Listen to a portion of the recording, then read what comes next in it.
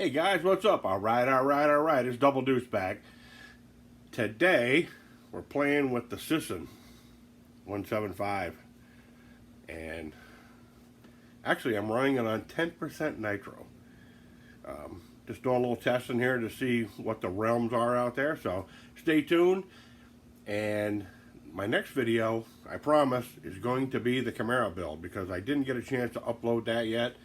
So, after this video here, you'll definitely see the Camaro because it's come a long way. So, stay tuned, and here we go, guys.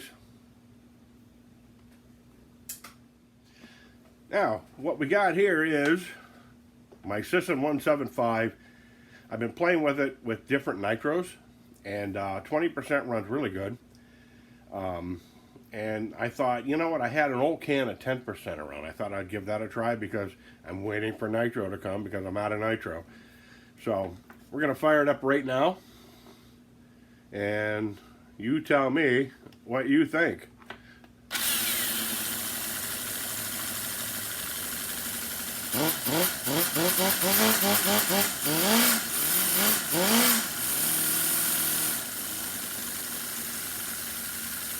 Not bad, huh? Super quiet. I love this engine because it's so quiet when it runs. Shakes a little bit, but hear that little one barrel cracking open. I actually overheated this thing really bad the other day, so it is what it is, though. You know, I got a hose running out the door. So yes, I'm in the man cave today, but this thing is just sweet. So you see a different starter on here. I'll explain that in a minute, and you'll see the glow plugs on here. And I'm running a Traxxas carburetor, and I'll get to that too. So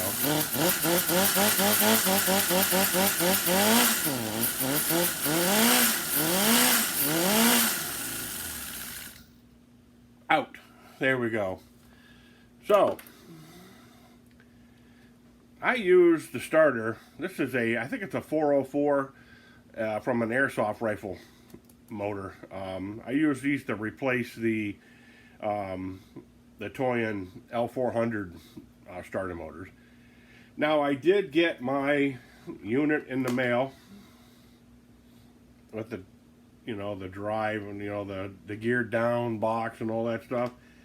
And here's what happened.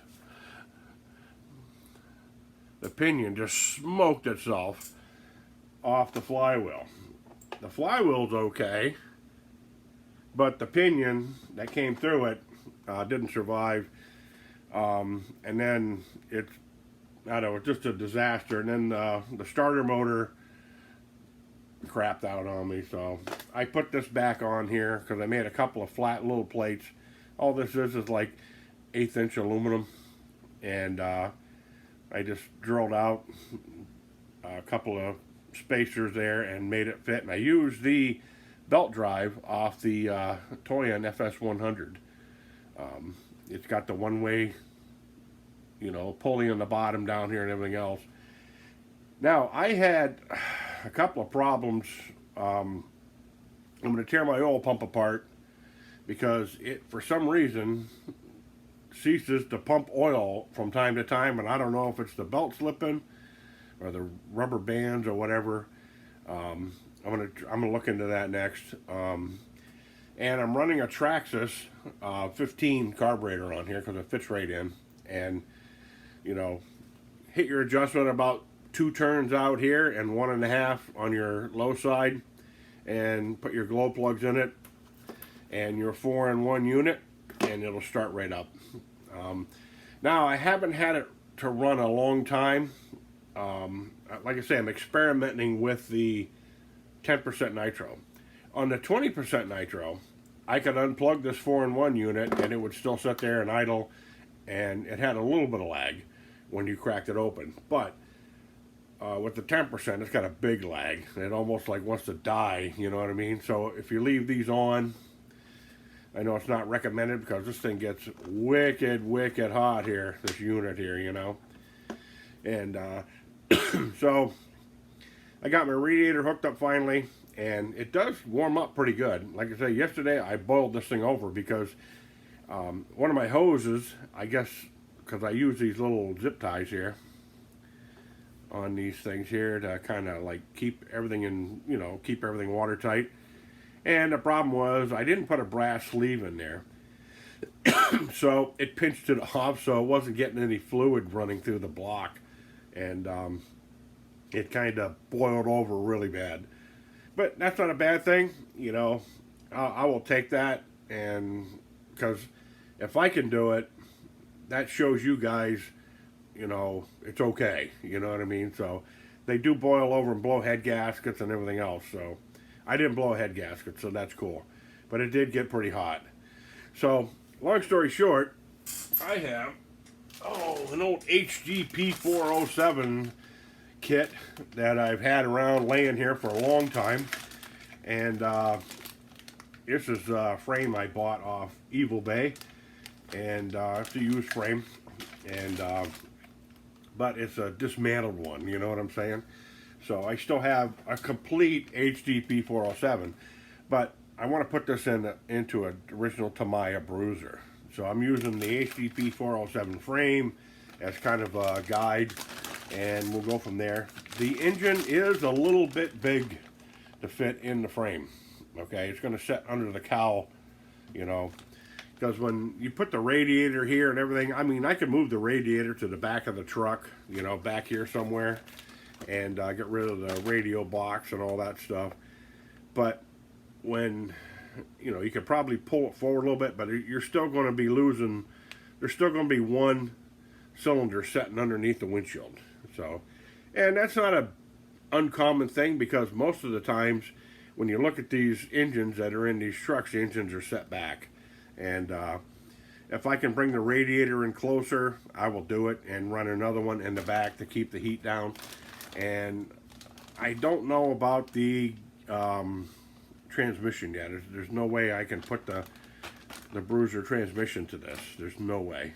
I've tried, and I mean, I can extend the frame and I can make it that way, but I'm not sure how I'm going to work this out yet. But anyways, it's still in the larva stage, and I just wanted to give you guys an update on how things are going. I do want to touch base on a couple of things. The Engine Mower V8 went back for them to tear down and check out and all this stuff. They do have, Sterling Kit and Engine DIY does have a USA warehouse now. So we're not going to be waiting weeks and weeks and weeks for stuff we buy if they stock it there. Hopefully they'll have things like starter motors, parts, things like that, which would be cool, because it'll help us out. Because one of our, at least my biggest problems I have is I will sit there. Now, you didn't see this motor for a long time because the first starter motor crapped out. And then I made this apparatus here to get it running. And because I wanted to run it on nitro, see how it worked out. There is, I guess, I've been contacted by a couple of dudes out there, my subscribers. Thank you for that. There is a problem with the CDI unit. It's not firing correctly. Mine fires all at once, all four at once. And I don't know, it just runs like crap, and the timing is not there.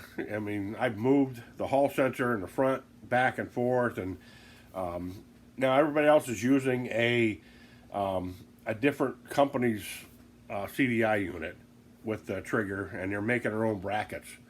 So that could be an option down the road. I did see a video today of a guy who's running his on nitro with the CDI unit, and man, it's nice and crisp, and it cranks right up there. So anyways, guys, any questions, comments, hit me up. I know it's a mess here. I got a mess going on. I got to clean up a little bit. A lot of people are asking me what kind of oil I run. I run the Valvoline Racing Oil with its high zinc content in all my stuff, because it just totally takes the wear right out down to nothing, and it doesn't build crap. It doesn't build sludge where it gets hot, around the pistons or the wrist pins and your rotating assembly. It doesn't it doesn't sludge up, you know, because of the zinc. It lets it slide right off because it's so slippery. But wear gloves and stuff when you use that stuff. Zinc is a poisonous substance, you know. But anyways, like I say, I'm out. I'm going to fire this thing up just one more time just because I want to hear it run. Because I just love this thing, you know what I mean? Like, and it's just like bang right now, you know. I do have a little bit of oil moving now, you know.